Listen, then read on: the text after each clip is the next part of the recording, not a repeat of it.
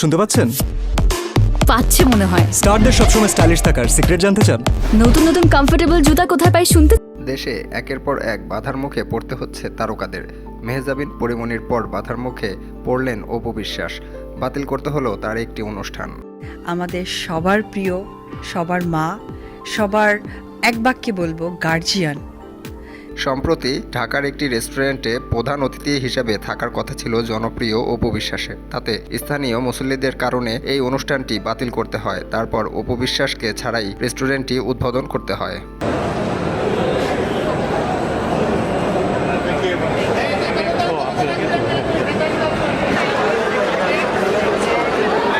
এদিকে শোবিজ অঙ্গনের তারকারা বলছে, এভাবে বাধা দিলে তারকারা তাদের গতি হারাবে। বর্তমান সময়ের জনপ্রিয় দুই অভিনেত্রী মেহজাবিন ও অপু বিশ্বাসের এই দুইজনকে দেখা গেছে একসাথে সেলিব্রিটি চয়েসে। দুই তারকা কথা বলেছেন ফ্যাশন এবং কাজের ব্যস্ততা নিয়ে।